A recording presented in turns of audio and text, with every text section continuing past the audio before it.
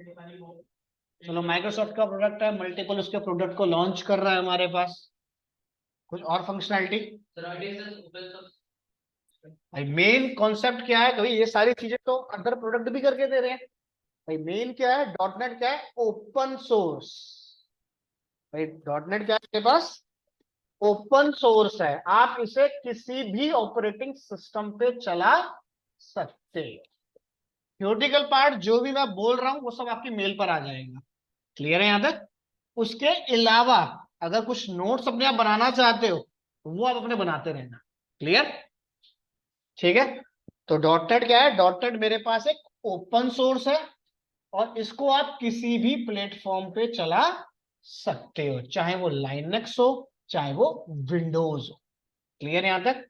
Dot net के अंदर आप मल्टीपल क्लास लाइब्रेरीज के साथ आप काम कर सकते हो, या कह सकते हो कि इसके अंदर इनबिल्ट बहुत सारी लाइब्रेरी ऐड है।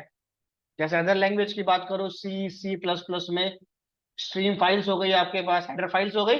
तो ऐसे ही डॉट नेट मल्टीपल लाइब्रेरी के साथ काम करेगा, मल्टीपल लैंग्वेजेस के साथ काम करेगा। हेलो, ये आगे आकर यहाँ से हेलो, हेलो। बोलो बोलो।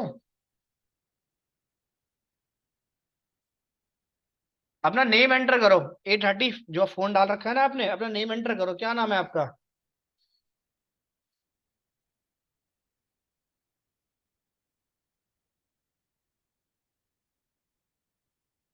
ठीक है। तो डॉट नेट क्या है मेरे पास? डॉट नेट एक ओपन सोर्स मेरा प्लेटफॉर्म है जिसके अंदर आप built in application, desktop application बना सकते हो, मोबाइल एप्लीकेशन बना सकते हो, ब्राउजर बेस्ड एप्लीकेशन बना सकते हो, लॉजिकल पार्ट के लिए कंसोल एप्लीकेशंस बना सकते हो। डॉट नेट के अंदर मल्टीपल लैंग्वेजेस को बिल्ड करा गया है या ड्रॉ करा गया है। क्लियर है यहां तक? ठीक है। जिसके अंदर इंक्लूड है मेरे टूल्स, मेरी लाइब्रेरी, मेरी लैंग्वेजेस, मेरे फ्रेमवर्क एसेट्रा। क्लियर है यहां तक? और डॉट नेट का फर्स्ट बीटा वर्जन जो लॉन्च हुआ है वो आपका 2002 ईयर में हुआ है, बट स्टैब्लिश की बात करें तो 2000 के आर्टिकल में आपको दिख जाएगा। क्लियर है यहां तक? क्लियर है यहां तक? तो सिंपल सा है। कोई डॉट नेट पूछे कि व्हाट इज डॉट नेट, क्या है? सिंपल ओपन सोर्स प्लेटफॉर्म है, मल्टीपल एप्लीकेशन आप इसमें बिल्ड कर सकते हो, लाइक डेस्कटॉप एप्लीकेशन, ठीक है, कंसोल एप्लीकेशन, थियोरेटिकल पार्ट में दूंगा, मोबाइल एप्लीकेशन हो गए आपके पास, मल्टीपल प्लेटफॉर्म पे इसे आप एट अ टाइम एग्जीक्यूट कर सकते हो क्योंकि ओपन सोर्स है। आप इसे विंडोज और लाइनक्स दोनों पे आप चला सकते हो इसे। ठीक है, क्लियर? और इसके अंदर मल्टीपल टूल्स, लाइब्रेरीज एक्सेट्रा सारा सपोर्ट इसमें इनबिल्ट है आपके पास। क्लियर है यहां तक? चलें आगे या कुछ पूछना है इसके अंदर? बताइए। चलें, जैमरिन चलेगा उसमें आपके पास। जैमरिन की मदद से यूनिटी आपकी क्लास कॉल होगी, उसमें आप इनबिल्ट चला सकते हो। मैं आपको बताया तो अभी कैसे आएंगे चीजें। ग्राफिक डिजाइनिंग नहीं, ग्राफिक डिजाइनिंग का टूल इसमें चला सकते हो। अब आपका सी प्लस प्लस चलानी है, इसके अंदर इनबिल्ट है, एप्लीकेशन चला सकते हो। जैसे उसमें एक होता है टिंकर होता है, वो ग्राफिक के लिए होता है, जीयूआई के लिए आपके पास। तो वो प्रॉपर नाम इसका जीयूआई इसमें है, ग्राफिकल यूजर इंटरफेस। वहां पे वो फाइल इंपोर्ट करनी पड़ती है आपको, या करने की जरूरत नहीं है। उसको डॉट नेट अपनी लैंग्वेज में क्या कहता है? डेस्कटॉप एप्लीकेशन, जिनको आप कहते हो ईएक्सी, यानी कि सेटअप फाइल एग्जीक्यूटिव। कहां मिलती है? स्टार्ट ऑल प्रोग्राम में। क्लियर? वहां पे डालनी पड़ती है, इनबिल्ट है, क्योंकि ये प्लेटफॉर्म छोटा सा नहीं है, बहुत वास्ट में बना रखा है प्लेटफॉर्म इन्होंने, ये चीज। ठीक है। अब दूसरी चीज आती है मेरे पास के अंदर कि इसको इंप्लीमेंटेशन कैसे किया जाए। भाई what is dot net implementation, इसमें क्या क्या इंप्लीमेंटेशन हुआ है, तो कुछ आइडिया थोड़ा बहुत। भाई अब इसके अंदर आप डॉट नेट फ्रेमवर्क चला सकते हो, डॉट नेट कोर पे काम कर सकते हो आप, जो लेटेस्ट फ्रेमवर्क आप गूगल पे सर्च करो कहीं पे भी।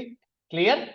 और डॉट नेट का जो बेसिक स्टैंडर्ड है उस पर आप काम कर सकते हो, जो 1.0 से बना हुआ आया है। डॉटनेट कोर आपका लेटेस्ट है, 5.0 के साथ चल रहा है हमारे पास। क्लियर? डॉटनेट कोर ही ओपन सोर्स है, जिसको आप किसी भी प्लेटफॉर्म पे चला सकते हो। बाकी जो सारे प्लेटफॉर्म हैं वो विंडोज है। क्लियर? बाकी जो प्लेटफॉर्म है मेरे पास वो विंडोज है। डॉटनेट कोर ओपन सोर्स है। क्लियर है यहां तक? चलें आगे, या कुछ पूछना है? इतना क्लियर? तो इसके अंदर आप डॉटनेट कोर इंप्लीमेंट कर सकते हो, डॉटनेट फ्रेमवर्क इंप्लीमेंट कर सकते हो, और जो मेरी कंपनी के डॉटनेट के बेसिक स्टैंडर्ड हैं, जिन्हें आप कहते हो रेस्टफुल सर्विस, डिस्ट्रीब्यूट एप्लीकेशन, या कॉमनली नाम बात करूं एपीआई, वो किसमें आते हैं? डॉटनेट स्टैंडर्ड के अंदर। क्लियर है यहां तक? कुछ पूछना है यहां तक? बोलिए। इतना क्लियर है? चलें आगे, या कुछ पूछना है? उसके बाद ये तो हुई हमारे पास कि डॉटनेट क्या है, डॉटनेट में आप कौन कौन से फ्रेमवर्क इंप्लीमेंट कर सकते हो, इन फ्रेमवर्क को आप कौन कौन से ऑपरेटिंग सिस्टम पे चला सकते हो, लाइक लाइनक्स, विंडोज, मैक, तीनों पे चला सकते हो। क्लियर? इंप्लीमेंटेशन इसका। और इंप्लीमेंट तीन तरीके से होगा, या तो डॉटनेट फ्रेमवर्क में करोगे, डॉटनेट कोर में करोगे, या आपका एपीआई यानी कि डॉटनेट स्टैंडर्ड में करोगे। क्लियर है यहां तक, या कुछ पूछना है? चलें आगे। तीसरी चीज कह रहा है मैं इसको क्यों चूज करूं, कोई रीजन, या सिर्फ जॉब बहुत सारी है इसलिए मैं चूज करना चाह रहा हूं इसे, या मेरे फ्रेंड ने रेफर कर दिया वो पढ़ रहा है इसलिए मैं चूज करना चाह रहा हूं। अब डॉटनेट को चूज क्यों करना चाहते हो? भाई सिंपल सा रूल है मेरे पास कि इसके अंदर बड़े आराम से मैं डेवलपमेंट कर सकता हूं, यानी कि इजी ऑफ डेवलपमेंट।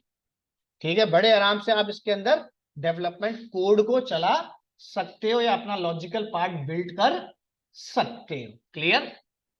दूसरी चीज, इसके अंदर हाई परफॉर्मेंस रहती है।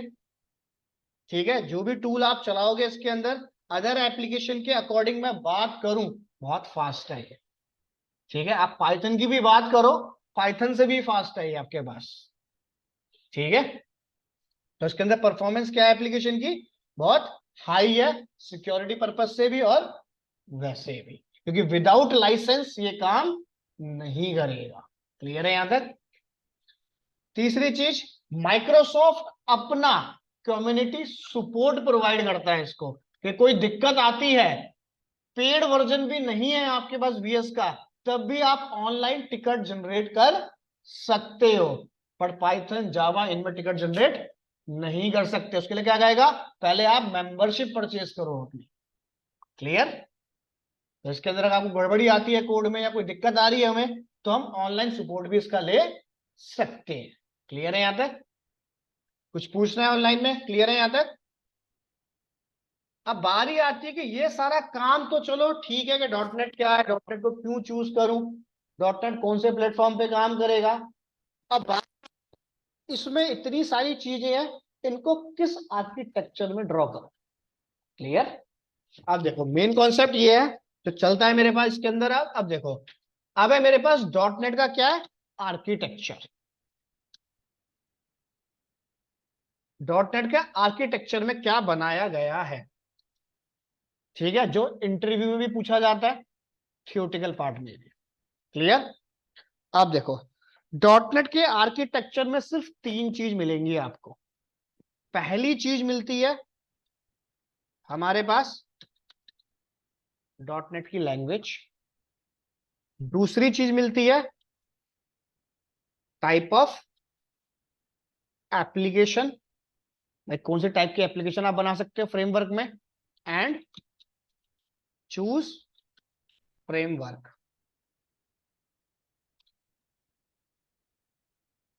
क्लियर है यहां तक? तीसरा मिलता है डॉटनेट रन टाइम, यानी कि इसको कौन जाके रन करेगा। क्लियर? अब मैं बात करूं, देखो डॉटनेट एक माइक्रोसॉफ्ट का प्रोडक्ट है। ठीक है, अब इस माइक्रोसॉफ्ट के प्रोडक्ट के अंदर मैं कितने टाइप की एप्लीकेशन बना सकता हूं आर्किटेक्चर पढ़ने से पहले। क्लियर? पहली चीज, आप कंसोल एप्लीकेशन बना सकते हो। अब कंसोल एप्लीकेशन कौन कौन सी होती हैं?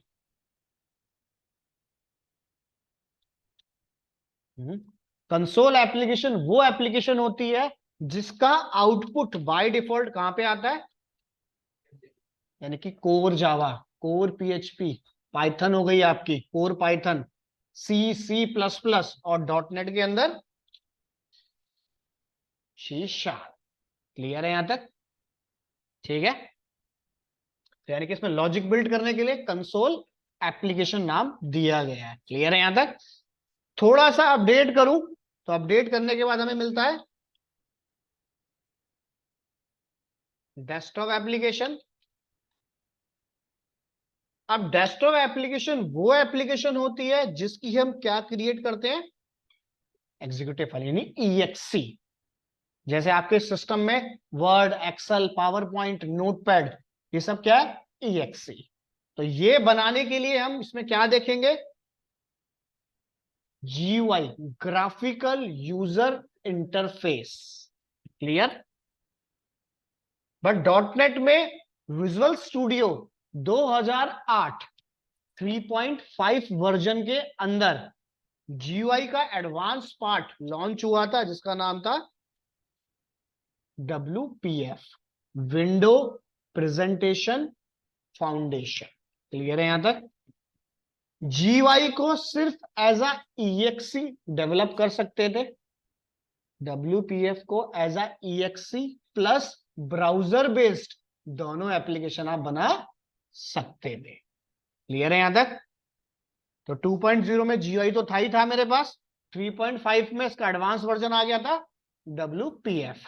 जीयूआई नॉर्मल काम करता था, WPF 2D 3D ग्राफिक चलाता था। क्लियर है यहां तक? काम दोनों सेम करेंगे। क्लियर है यहां तक?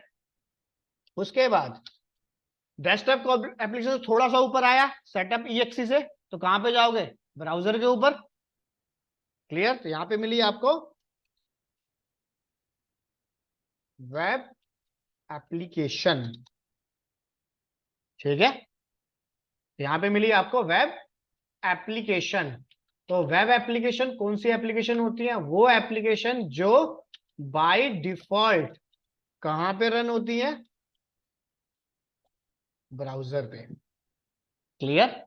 अब ब्राउजर पे हम क्या पढ़ेंगे इसके अंदर? ASP.NET server side scripting. Clear? और साथ में इसका एडवांस पढ़ेंगे MVC, मॉडल व्यू कंट्रोलर, यानी कि क्लाइंट साइड स्क्रिप्टिंग। क्लियर है यहां तक? इसके अलावा ब्राउजर पे और भी फंक्शनैलिटी मिलेगी डॉट नेट में काम करने के लिए, लाइक जावास्क्रिप्ट, जे क्वेरी, रिएक्ट जेएस, एंगुलर आपके पास मिल जाएगा, एंगुलर जेएस मिल जाएगा, नोड मिल जाएगा आपके पास, एसेट्रा। यानी कि सारी क्लाइंट साइड स्क्रिप्टिंग आप हमारे फ्रेमवर्क के ऊपर कॉल कर सकते हो। क्लियर है यहां तक? ये सारा काम हुआ तो एक नया टूल और इसे मिला जिसका नाम था मोबाइल ऐप। भाई मोबाइल ऐप आप जावा में एंड्रॉइड स्टूडियो में डेवलप करते थे, इसके अंदर किसमें डेवलप होगी? Xamarin। ठीक है, गूगल पे अगर आप सर्च करते हो तो आपको मिलेगा MAUL, mobile application user interface, MAUI। Clear? MAUI डालोगे तो आपको इसका मतलब यह है डॉट नेट की मोबाइल एप्लीकेशन, वो मेरी clear?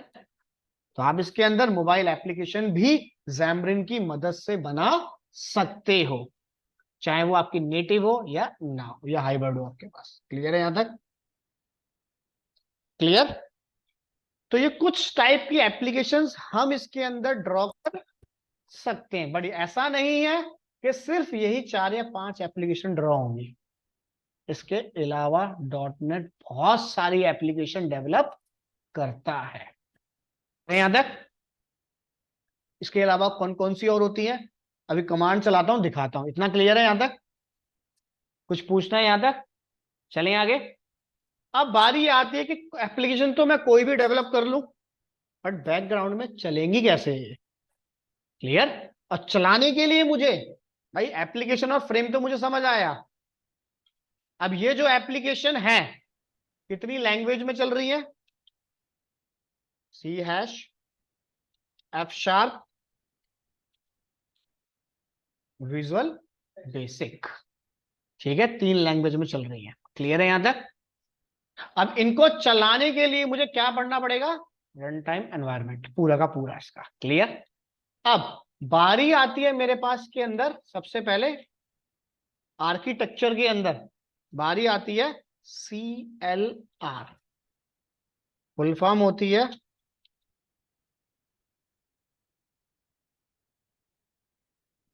Common language run time environment. Clear. Common language run time environment. Dot net की कोई भी एप्लीकेशन अगर आपको बिल्ट या एग्जीक्यूट या क्रिएट करनी है तो हमारी मशीन में क्या होना चाहिए? CLR environment. अगर आपको वर्ड, एक्सेल, पावर पॉइंट की फाइल ओपन करनी है तो Acrobat reader, office PC suit machine में इंस्टॉल होना चाहिए। क्लियर है यहां तक? तो डॉटनेट की ऑल एप्लीकेशंस को एग्जीक्यूट करने का काम कौन करता है? CLR। विदाउट CLR आप डॉटनेट की एक भी एप्लीकेशन रन नहीं कर सकते। क्लियर है यहां तक, या कुछ पूछना है? क्लियर।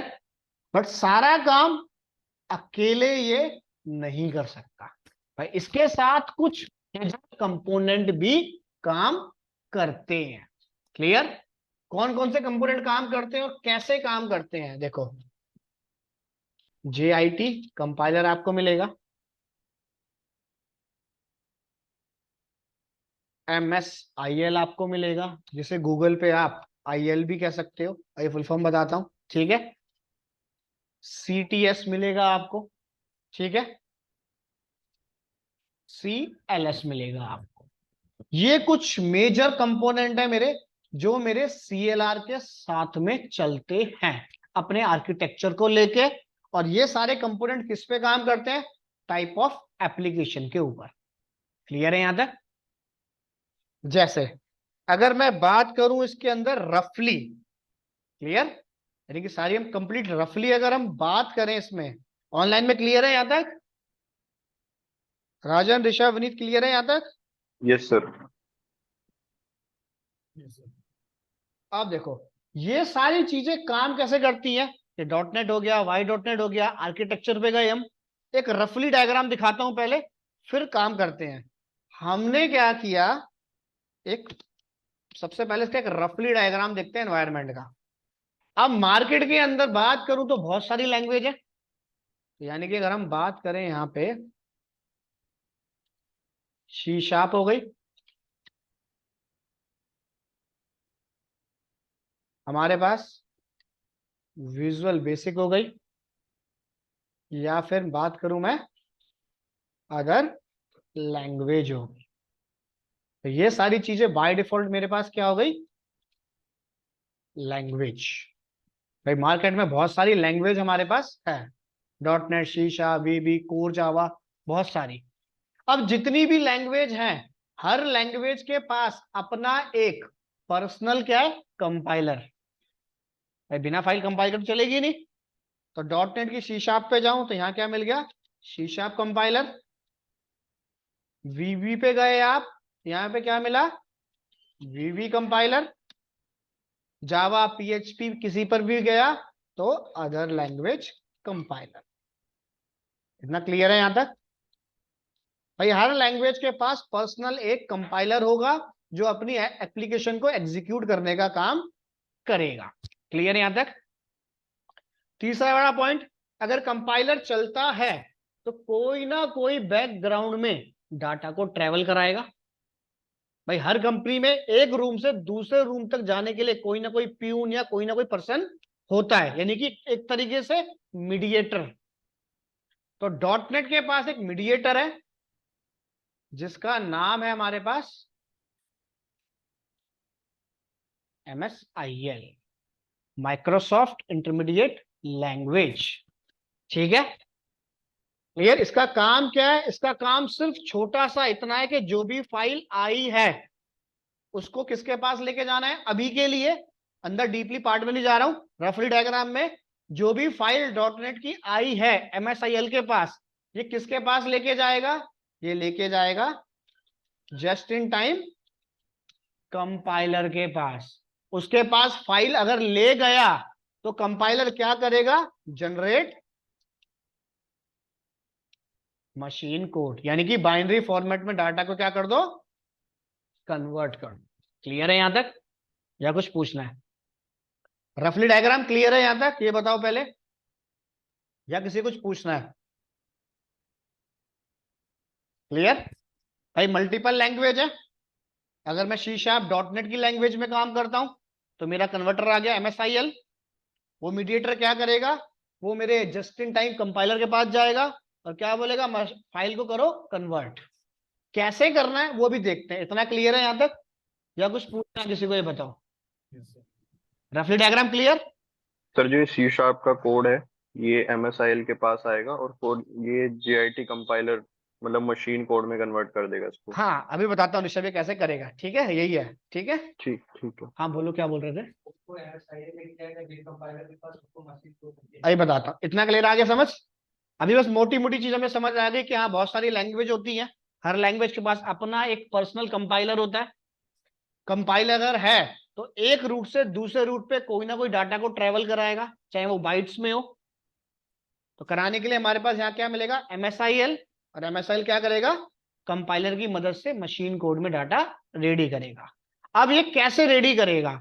अब उसके लिए हर एप्लीकेशन में दो चीज कॉमन होती है, जिसका नाम आप सब लोगों ने सुना होगा, रिक्वेस्ट और रिस्पॉन्स। भाई आप रिक्वेस्ट सेंड करोगे तभी तो उसका जवाब एक रिस्पॉन्स में वापस आएगा। क्लियर? तो अब देखो ये रिक्वेस्ट और रिस्पॉन्स कैसे चलती है। यहां तक क्लियर है? चलिए आगे। अब देखो,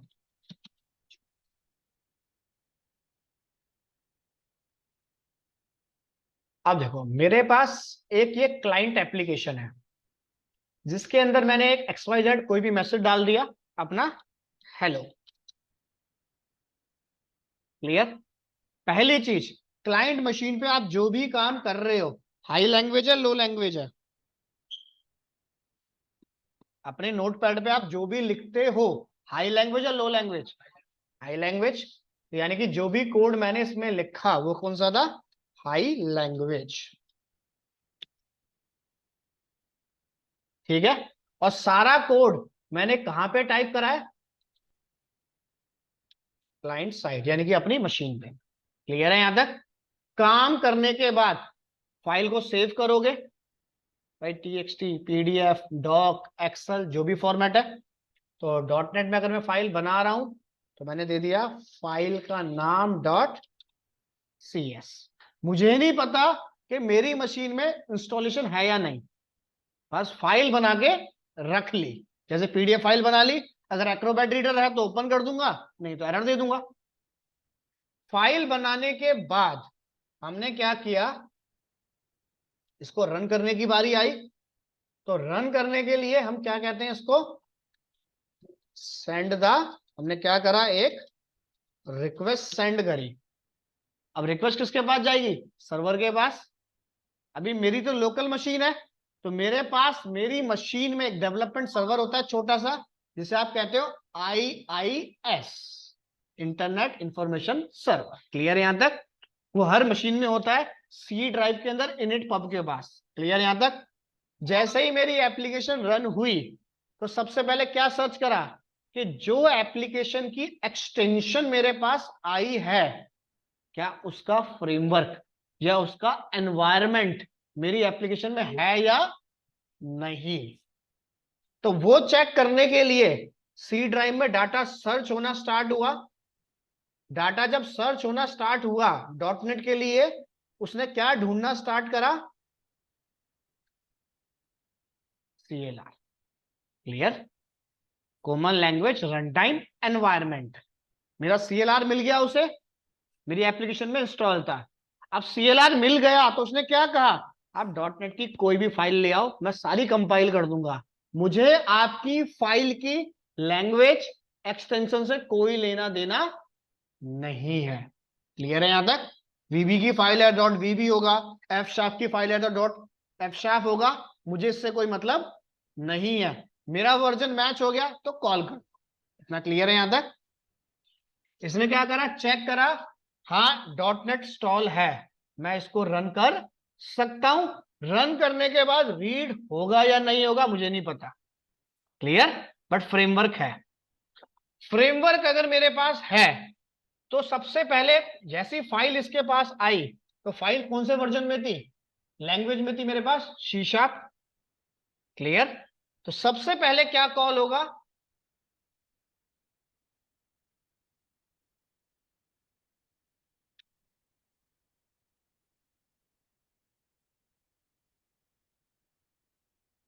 common language specification, clear.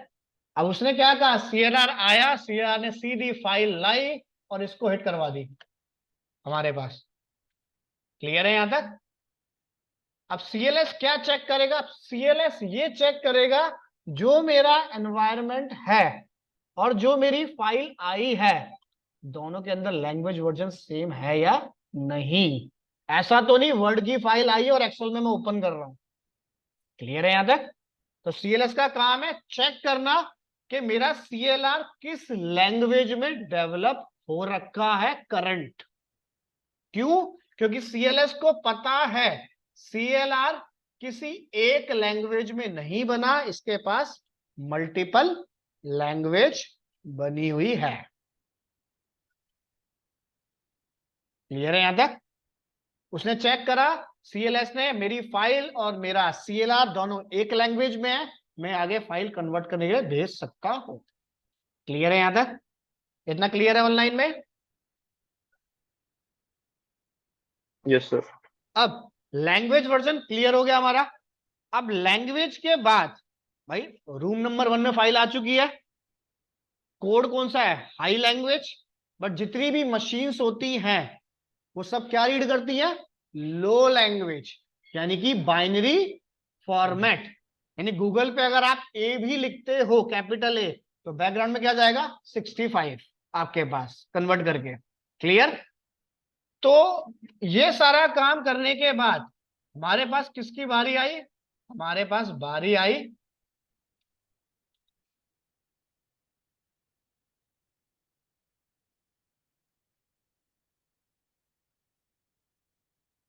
Microsoft intermediate language, यानी कि MSIL, या गूगल पे अगर आप सर्च करते हो सिंपल IL के नाम से भी से कह सकते हो। अब इसका पहला काम क्या है, पहला काम convert high to low language. भाई जो फाइल आई है उसको हाई से लो लैंग्वेज में कन्वर्ट कर, क्लियर है यहां तक? क्योंकि भाई कंप्यूटर या मशीन क्या रीड करेगी, लो लैंग्वेज, क्लियर है यहां तक? तब उसने क्या कहा, मैं फाइल को कन्वर्ट करने के लिए आपकी हेल्प कर सकता हूं। MSIL कह रहा है मेरे पास इतनी पावर नहीं है कि मैं फाइल को कन्वर्ट कर सकूं, मुझे कन्वर्ट करने के लिए मुझे फाइल कहां लेके जानी पड़ेगी, ठीक है, हाई लैंग्वेज से लो लैंग्वेज में कन्वर्ट करने के लिए मुझे फाइल लेके जानी पड़ रही है किसके पास, JIT कंपाइलर। यानी कि मैं जस्ट इन टाइम कंपाइलर की मदद से ही फाइल को किस में कन्वर्ट कर सकता हूं, लो लैंग्वेज के अंदर। मैं सिर्फ एक मीडिएटर हूं जो एक रूट से या एक सोर्स से दूसरे डेस्टिनेशन पे जा रहा हूं, बस, क्लियर है यहां तक? MSIL का काम क्या था रिक्वेस्ट के केस में कि जो भी डाटा आया है उसको हाई से लो लैंग्वेज में कन्वर्ट करो ताकि मेरी मशीन उसको रीड कर सके।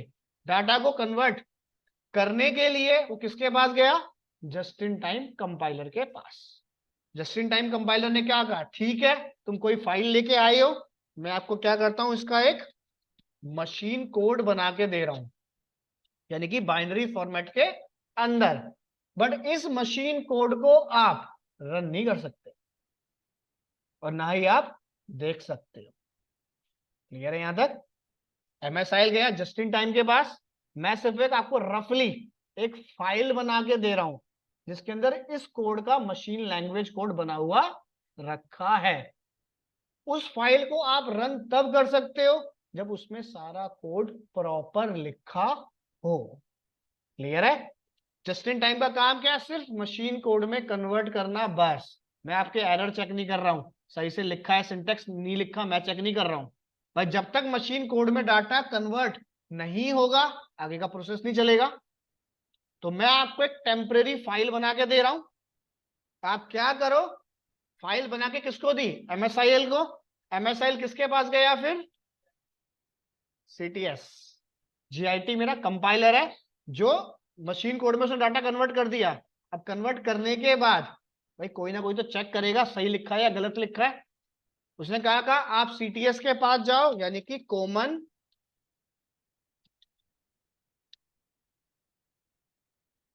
कॉमन टाइप सिस्टम के पास जाओ। अगर इसने ग्रीन सिग्नल दिया तो प्रॉपर फाइल बना के दूंगा जिसे आप रन कर सकते हो। क्लियर? जैसे आप लर्निंग के लिए जाते हो भाई, विंडो वन में फाइल दे दी, कोई भी दिक्कत हुई 12 बजे के बाद ले जाओ, फाइल गलत है आपकी, फिर दोबारा आना कल। क्लियर? तो CTS के पास फाइल आई, इसका काम क्या होता है? पहला काम कोड को मैनेज करना, मैनेज कह लो या चेक द कोड, कोड को चेक करना। क्या चेक कर रहा है? सिंटेक्स एरर तो नहीं है फॉर एग्जांपल, ठीक है? रन टाइम एरर तो नहीं है आपके पास? डिक्लेरेशन, चाहे वो क्लास की हो, डाटा टाइप्स की हो, एसेट्रा, प्रॉपर डिक्लेरेशन आपने करी है नहीं करी है? यानी कि जब तक मैं आपको ये लिख के ना दे दूं 0 एरर एंड 0 वार्निंग, मैं आपको लिख के ना दे दूं, तब तक आप डाटा मशीन कोड में कन्वर्ट नहीं कर सकते। क्लियर? अब इसने क्या चेक करा? हाँ, सारी चीजें चेक कर ली अपनी A to Z कि आपकी एप्लीकेशन में कोई एरर नहीं है, ठीक है? 0 एरर 0 वार्निंग है। इसने क्या कहा MSIL को? आप जाओ जस्ट इन टाइम की मदद से फाइनल EXE जनरेट करवा लो। क्लियर? मैंने आपको ग्रीन सिग्नल दे दिया, आप मशीन कोड के अंदर डाटा कन्वर्ट कर सकते हो। जैसे ही MSIL फिर आया इसके पास, जैसे डाटा पूरा सिग्नल मिल चुका है, अब आप क्या करो, इसे मशीन कोड में कन्वर्ट कर दो। तो उसने कहा ठीक है, अगर आपको ग्रीन सिग्नल मिल गया है तो मैं डाटा मशीन कोड में तो कन्वर्ट कर रहा हूं, बट किस फॉर्मेट में डाटा मैं आपको दे रहा हूं? फॉर्मेट दे रहा हूं मैं आपको DLL, dynamic link library. Clear? मैं आपको कौन सा फॉर्मेट दूंगा? DLL, dynamic link library. और इसमें क्या होता है? Machine code. आपका ऑपरेटिंग सिस्टम बना हुआ रखा है, उसके अंदर बहुत सारी आपको DLL फाइल मिलेंगी, ठीक है? इसमें क्या होता है? सिर्फ लो लैंग्वेज। इसे आप बना भी सकते हो, कैसे बनती हो देखेंगे भी हम। क्लियर? इसको बनाने के लिए हम पढ़ेंगे असेंबली, ठीक है? तो इसने क्या किया? DLL बना दी भाई। अब इसको तो पता नहीं DLL क्या होती है, इसने कहा DLL बन गई, जाओ काम कर लो अपना। तो इसने क्या किया? ठीक है, मशीन कोड में डाटा कन्वर्ट हो गया, कन्वर्ट होने के बाद सारा काम हो गया, तो बारी किसकी आई मेरे पास? अब बारी आ गई मेरी भी सेंड द रेस्पॉन्स। अब MSIL को तो पता नहीं कि डाटा किस फॉर्मेट में भेजना है, उसने क्या किया? सारा डाटा गया और पंच कर दिया क्लाइंट की मशीन पे। और जब क्लाइंट की मशीन पे गया तो कहीं पे बॉक्स बन गए, कहीं पे कुछ बन गया जो कस्टमर को समझ नहीं आया। क्लियर? तो यानी कि जस्ट इन टाइम ने उससे क्या कहा? एक काम कर, अभी तूने क्या करा था? हाई से लो लैंग्वेज में काम किया था, वो रिक्वेस्ट के केस में था। अब रेस्पॉन्स के केस में क्या कर? दोबारा से यही चीज दोबारा जनरेट कर। रेस्पॉन्स के केस में क्या कर? लो टू हाई में डाटा को कन्वर्ट कर। अब लो टू हाई में डाटा कन्वर्ट करने के लिए फिर किसके पास गया? कंपाइलर के पास गया, जस्ट इन टाइम कंपाइलर के पास। कंपाइलर की मदद से क्या हुआ? लो से हाई कोड में डाटा कन्वर्ट हुआ। जब डाटा लो से हाई में कन्वर्ट हुआ तो उसने उसे नया फॉर्मेट बना के दिया, जिसका नाम क्या था? EXE। यार आपको कोड पढ़ने की जरूरत नहीं है, मैं आपको एक EXE बना के दे रहा हूं, इसको आप डबल क्लिक करो, आपका आउटपुट आना स्टार्ट हो जाएगा। क्लियर है यहां तक? तो रेस्पॉन्स के केस में जनरेट हुई आपके पास EXE। कि आप कोई भी सॉफ्टवेयर लाते हो, क्या इंस्टॉलेशन ही तो करते हो सेटअप की अपनी, और फिर उस EXE को हिट मारते हो, देन प्रोवाइड आउटपुट। अंडर है उसके मशीन कोड जिसे मैं रीड नहीं कर सकता। एक बार कोड जनरेट होने के बाद, डीएल फॉर्मेट जनरेट होने के बाद आप उसको ब्रेक नहीं कर सकते, याद रखना। उसको ब्रेक करने की इच्छा भी करी आपने, वो तब भी अपने ओरिजिनल फॉर्मेट में आ जाएगा। अगर किसी रीजन से ओरिजिनल फॉर्मेट में नहीं आया, सिस्टम हो गया क्रैश। फिर जैसे ही आप डीएल को ओपन करोगे, वो आपको बोल देगा कि मेरी फाइल में अगर कोई भी चेंजेस करने बैठे आप, तो फाइल या सिस्टम को कर दूंगा मैं डैमेज, सिक्योरिटी पर्पज से। क्लियर है यहां तक? सिस्टम क्रैश क्यों नहीं हो सकता, ये देखो। आप सी ड्राइव में जाओ, अब हर प्लेटफॉर्म में बहुत सारी फाइल है, सिस्टम 32 के अंदर EXE पड़ी होती है, डीएल पड़ी होती है, किसी भी फाइल को उड़ा दो, वायरस कहां से जाएगा? वहीं से जाएगा हमारे पास। यानी कि अगर आप किसी भी प्रोग्राम फाइल के सी ड्राइव, ई ड्राइव में जाते हो, देखो आपको डीएलएल फॉर्मेट दिख रहे हैं, अगर क्रैश नहीं होता तो शायद आपको ये मैसेज डिस्प्ले नहीं करता।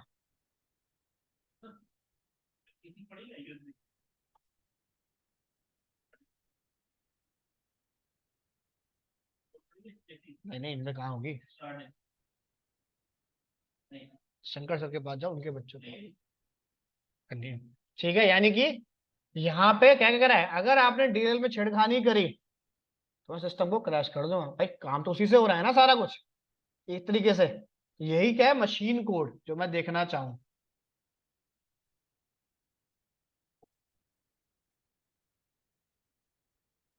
क्लियर? अब ऐसा भी नहीं है कि मशीन कोड है तो कॉपी पेस्ट मारा अपने घर जाके चला लिया, सिर्फ इसी मशीन पे चलेगा ये।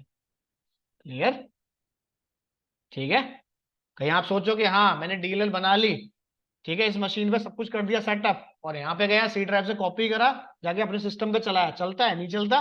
प्रॉपर इंस्टॉलेशन देनी पड़ती है उसकी। तो डीएलएल सिर्फ सिंगल मशीन पे ही चलेगी, दूसरी मशीन पे अगर आप चलाना चाहते हो तो अगेन इंस्टॉल मेरा सेटअप। क्लियर है यहां तक? या कुछ पूछना है किसी को, बताइए। ये था मेरा बेसिक इसका आर्किटेक्चर। क्लियर है? कुछ पूछना है किसी को तो बताइए पहले। अमित, रंजन, ऋषभ, विनीत, कुछ पूछना है?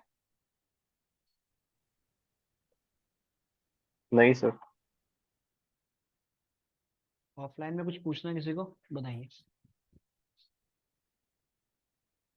थ्योरेटिकल पार्ट पूरा दे दूंगा, व्हाट इज डॉट नेट क्या है, वाई चूज जो बता रहा था वो मिल जाएगा, इंप्लीमेंटेशन कैसे करनी है, और प्लस जो भी मैं रिटर्न दे रहा हूँ, डायग्राम बना रहा हूँ, सब आपकी मेल पर आ जाएंगे।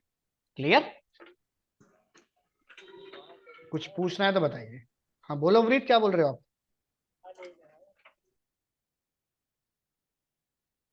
सर वगैरह ठीक है। क्लियर हो जाएगा यहां तक? ये Yes, sir. सारा काम करने के लिए, प्रैक्टिकल चलाने के लिए, बेसिक के डीएल कैसे बनती है, EXE कैसे जनरेट होती है, इसके लिए आपकी मशीन में एक सॉफ्टवेयर इंस्टॉल कर लो। हमें ये काम डेवलप करने के लिए आर्किटेक्चर को, आपके पास एक सॉफ्टवेयर चाहिए हमें, visual studio.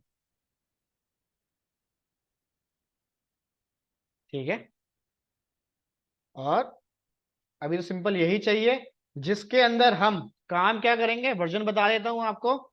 Language version, C sharp का लैंग्वेज वर्जन रीड कराऊंगा आप लोगों को 10.0।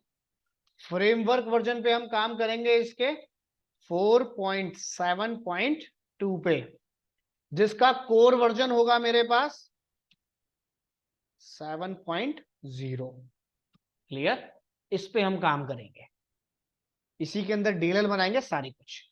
तो डीएलएल बनाने के लिए आपकी मशीन में होना चाहिए मिनिमम 6.0 तो रखना ही रखना, इससे नीचे मत जाना। क्लियर? यानी कोर वर्जन 6.0 से नीचे मत जाना। क्लियर? तो ये सारी चीजें हम इसके अंदर रीड करेंगे प्रैक्टिकल के। ठीक है, हल्का सा दिखा देता हूं कि जैसे मैं यहां पे दिखा रहा था कि कितने टाइप के एप्लीकेशन इसमें आप बना सकते हो। सिंपल घर पे जाना, CMD ओपन करना, नॉर्मल CMD है आपके ऑपरेटिंग सिस्टम की। अगर आपकी मशीन में CLR इंस्टॉल होगा तो सिंपल लिख के देखो, डॉट नेट मशीन में है या नहीं, नहीं है, ठीक है, एरर आ गया तो उस तरीके का एरर नहीं है, यस, इंस्टॉल है डॉट नेट। क्लियर है यहां तक?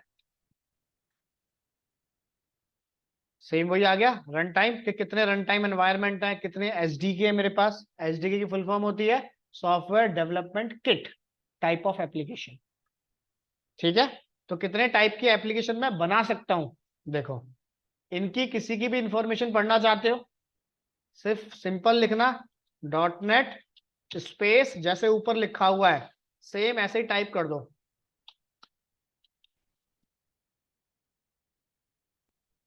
आ गई पूरी इंफॉर्मेशन कि कहाँ कहाँ सॉफ्टवेयर मेरा किस वर्जन में इंस्टॉल है।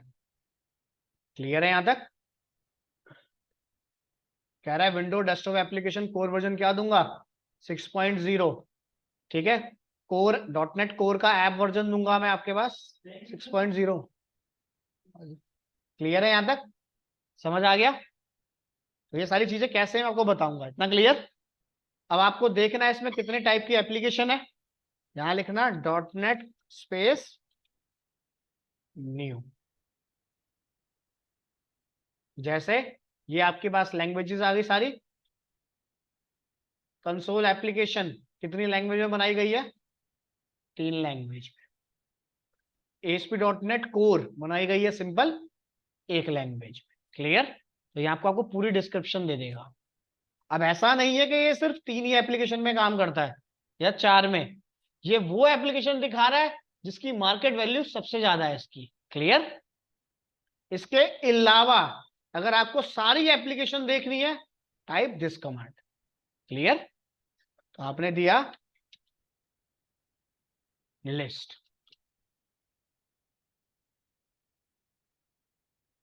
इतनी एप्लीकेशंस आप इसके अंदर ड्रॉ कर सकते हो। क्लियर? ठीक है।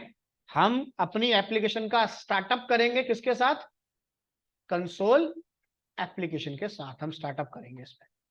क्लियर है यहां तक? तो घर पे आपको चेक करना हो डॉट नेट है या नहीं, तो ये सारी फंक्शनैलिटी। क्लियर है यहां तक? ठीक है। सॉफ्टवेयर आप ऑनलाइन भी डाउनलोड कर सकते हो, आप गूगल पे जाओ या डाल दो सीधा विजुअल स्टूडियो 22 डाउनलोड, पहले ऑप्शन पे आप क्लिक करना, कम्युनिटी वर्जन डाउनलोड करना, इसके अंदर लाइसेंस की ऐड नहीं करना पड़ेगा, प्रोफेशनल और एंटरप्राइज के अंदर 1 मंथ के बाद ऐड करना पड़ेगा। क्लिक करोगे केबी की फाइल है, डाउनलोड हो जाएगी। क्लियर है यहां तक? ठीक है। उसके बाद इंस्टॉल, अगर घर पे इंटरनेट नहीं है फोन से इंस्टॉल मत करना, 44 GB का नेट चाहिए इसके अंदर। ठीक है। अगर वाईफाई लगा हुआ है तभी इंस्टॉल करना, नहीं तो अगर फोन से इंस्टॉल कर रहे हो तो उसको टुकड़ों में इंस्टॉल करना, कि सिर्फ कंसोल एप्लीकेशन चाहिए तो कंसोल एप्लीकेशन इंस्टॉल करी जाए इसके अंदर। क्लियर? कंप्लीट पूरा सेटअप इंस्टॉल करोगे 6 महीने के लिए तो टोटल स्पेस लेके जाएगा 44 GB का ये। क्लियर है यहां तक?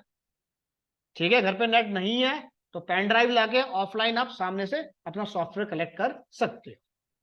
ठीक है। इस सॉफ्टवेयर को इंस्टॉल करने के लिए आपके सिस्टम के अंदर ऑपरेटिंग सिस्टम मल्टी लैंग्वेज होना चाहिए। क्लियर? तो इंस्टॉल करते वक्त कैसे पहचानोगे कि आपका ये ऑपरेटिंग सिस्टम मल्टी में है या सिंगल लैंग्वेज में है? जितने भी नए लैपटॉप आपके पास हैं सब में सिंगल विंडो इंस्टॉल होकर आएगी लैंग्वेज में। उसके लिए क्या करना, अपने माई कंप्यूटर की प्रॉपर्टी में जाना, यहां पर क्या लिखा रहा है, विंडो 10 प्रोफेशनल, इसके आगे लिखा होगा सिंगल। अगर सिंगल लिखा है तो आपको ऑपरेटिंग सिस्टम चेंज कराना पड़ेगा। क्लियर? अगर सिंगल नहीं लिखा तो आप इसमें इंस्टॉलेशन प्रॉपर दे सकते हो। क्लियर है यहां तक? ठीक है। तो एक बार वो चेक कर लेना। ठीक है। तो यहाँ पे अगर सिंगल लिख के आ गया तो उसका मतलब मेरे दोनों सॉफ्टवेयर इसमें इंस्टॉल नहीं होंगे। सिंगल लिख के आएगा तो सिर्फ मैं VS को इंस्टॉल कर सकता हूं, इसके साथ में जो मेरा डाटाबेस है माइक्रोसॉफ्ट SQL सर्वर, मैं इसको इंस्टॉल नहीं कर सकता हूं। क्लियर है यहां तक? सिर्फ ये 2 सॉफ्टवेयर हमें चाहिए अपने प्रोग्राम को डेवलप करने के लिए। क्लियर है यहां तक? या कुछ पूछना है किसी को बताइए। तो अपने सॉफ्टवेयर की आप इंस्टॉलेशन कर लो, ऑनलाइन सॉफ्टवेयर जो आपके पास मेल आएगी, ठीक है, उसमें सबके पास आ जाएगा। क्लियर? कुछ पूछना है तो बताइए। अगर देखो फोन से कर रहे हो तो यही बोलूंगा सिर्फ कंसोल इंस्टॉल करना, अगर वाईफाई से कर रहे हो तो पूरा इंस्टॉल कर लेना, तो बार बार करना नहीं पड़ेगा। ये है, ठीक है। नहीं तो आप पेन ड्राइव में लेके यहाँ से कलेक्ट कर लो सॉफ्टवेयर ऑफलाइन पूरा का पूरा, ठीक है। इंस्टॉलेशन करने में कोई दिक्कत आती है, आधे घंटे घंटे पहले आ जाओ, सर को मिलवा दूंगा, स्टेप बाय स्टेप आपको बताते रहेंगे, आप पूछते रहना, अपना इंस्टॉल कर लेना, ठीक है। अगर कोई भी इशू आपको लगता है घर पे नहीं हो पा रहा, क्लियर है यहाँ तक? ये है। बट ऐसा मत करना कि पहले 22 इंस्टॉल कर दिया, नहीं हुआ तो घर जाके 19 इंस्टॉल कर दिया, 19 नहीं हो रहा तो 17 डाल दिया इसके अंदर, ऐसा मत करना। अगर 22 इंस्टॉल करा तो 22 ही करना अपडेट। लोअर से हायर पे जा सकता हूँ, हायर से लोअर पे नहीं आ सकता हूँ, क्लियर है यहाँ तक? यानी VS 19 को अपडेट कर सकता हूँ 22 में, 22 को 19 में अपडेट नहीं कर सकता, क्लियर? तो वर्जन का ध्यान रखना। कोई भी दिक्कत लगती है छोड़ दो, यहाँ आ जाओ, सर को बोल दूंगा, इंस्टॉलेशन करवा दूंगा, ठीक है। सेटअप भी प्रोवाइड करा दूंगा पूरा का पूरा, बस हार्ड डिस्क या पेन ड्राइव ले आना बस खाली, ठीक है। पेन ड्राइव मिनिमम 64 GB का चाहिए, ठीक है। ऑफलाइन जो सेटअप है वो 32 GB का है पूरा, क्लियर? कुछ पूछना है तो बताइए।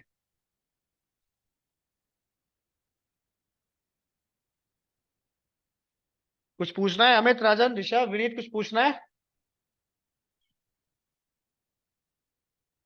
चलिए, जो आपने CMD में चलाया था, तो ये विजुअल स्टूडियो डाउनलोड करने के बाद चलेगा ये अभी सब? चलेगा ये।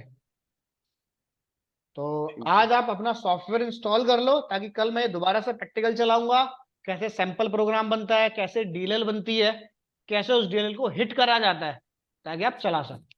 क्लियर यहाँ तक? शुरू की यस सर। क्लासेस सारी नोटपैड पे चलाऊंगा, कुछ हम्म। क्लासेस के बाद सॉफ्टवेयर ओपन करूंगा, ताकि बेसिक कमांड आपकी टिप पे आ जाए। क्लियर? या कुछ पूछना है? ठीक है।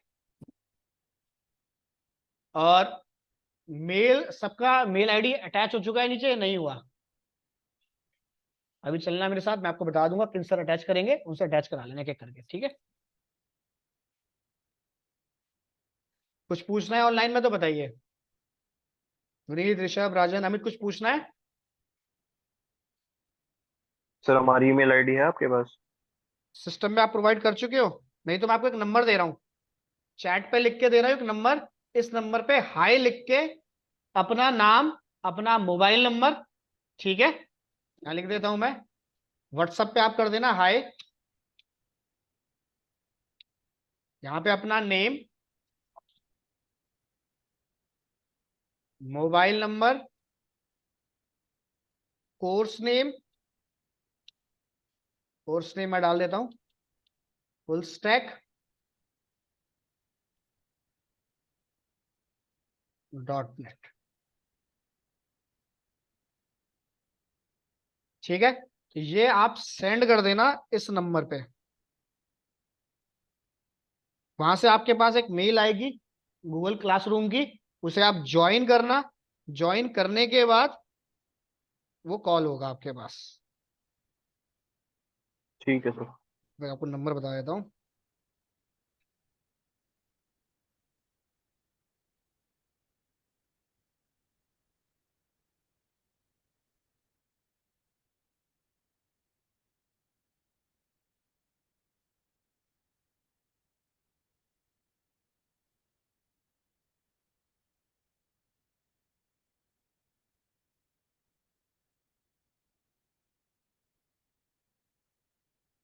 नंबर है ये 8826719199, ठीक है।